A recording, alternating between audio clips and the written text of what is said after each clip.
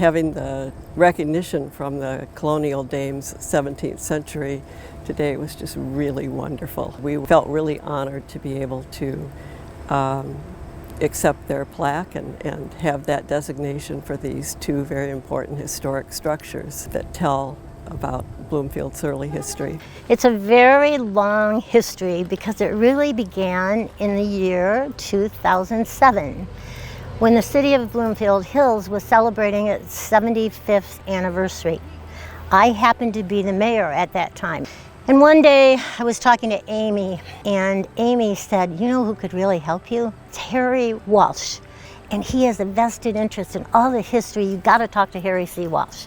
So he said, "I want to show you a gem that is about to be demolished."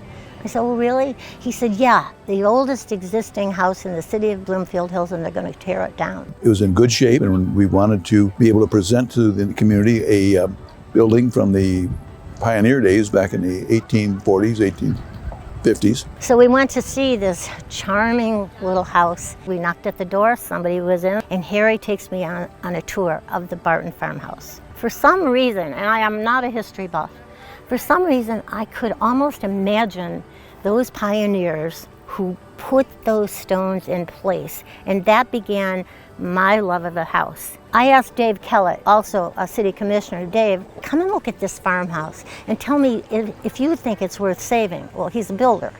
He knows value. So he came and he looked and he said, "You know what? This is an authentic Greek revival house, and there are very few of them left in Michigan, and yes, it is worth saving." So now you see, I'm the mayor, he's a commissioner, and we're going to bring this idea to the city commission.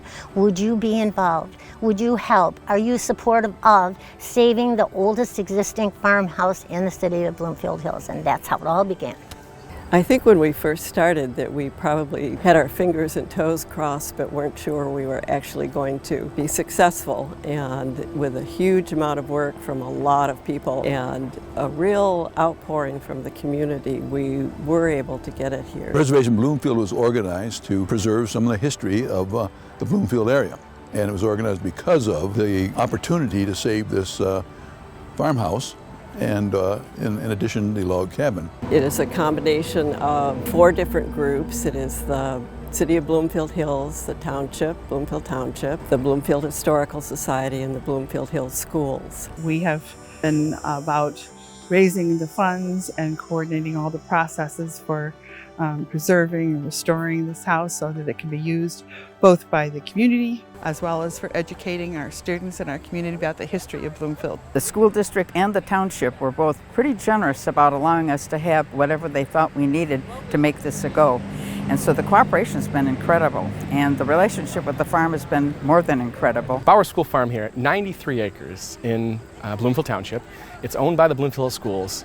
Our core mission is teaching and learning, K through 12. So on the site we have the Bowers Academy, which is a small program. We also host courses for Bloomfield Hills High School, veterinary and animal science, and a zoology course. This is an educational facility. All of our students visit this farm. Our elementary kids come here every year. When we can partner with living history, with a building where our students can come in, touch it, learn about it, really try to live the experience of someone that would have lived here so long ago, we were happy to be involved. Some of the teachers who were involved at the time who were goading us on, go for it, go for it. You know you can raise that money, you can save that house. And they said, we need this for our kids. They have to know their history. The Craig log cabin is the last extant early period log cabin from Bloomfield's history. I'm more amazed when I'm told the story of the family that lived in the log cabin. They raised 10 children in that one room. The Benjamin-Barton house is very similar. It's a little bit more substantial a house, but because it is Greek revival and early period, it's easy to interpret. The family that originally had the Benjamins, that originally had the house, had come from New York and had settled here as people were moving west. The house then was sold to the Barton family, and Mary Barton grew up in the house. Mother always wanted an old house, and Dad always wanted a little property.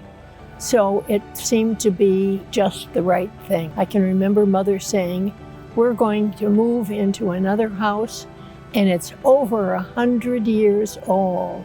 That was in 1937. So that was exciting. I grew to love it. It was home. Both my parents died in that house. Mother at almost 101 years of age. We didn't know about the Colonial Dames. They found us, which was also kind of interesting. They are a preservation group that rewards with plaques for historic preservation people who have put together a community project that has both community value and educational value. We are so pleased that we can have this wonderful partnership and friendship with them, and that they have dignitaries coming from other parts of the country to participate with us today. We are the Colonial Dames of the 17th century, and we all are related to individuals who were in the original 13 colonies. And marking is important because we're preserving our heritage and we're passing this on for future generations. Well, these buildings were selected because both of them could have been torn down and lost to the community, and they weren't. Because of Bloomfield schools and Preservation Bloomfield, they thought they were worth saving, and we think they are worth marking. We are so honored that the Colonial Dames of the 17th century have chosen to create brass plaques to put on both the farmhouse and the log cabin. But having it recognized by the Colonial Dames of the 17th century is an important step in getting an official organization recognizing the efforts that went into doing this work. I think the preservation of it is unbelievable. My mother would be so excited. The people walking by that sidewalk, 50 or 60 of them a day, now see that there's a historic marker on it, and they'll get some idea of why it's there. They've been wondering for years why those two buildings were moved here. It was serendipitous, it was magical for us all to come out, and we like to say that this little house has created community. It's a vision that people have that make beautiful things happen. This is a forever place. The way this house was developed here in this spot is nothing short of a miracle. I call it the House of Friendship because it would have met the dust had it not been a coalition of a lot of wonderful people.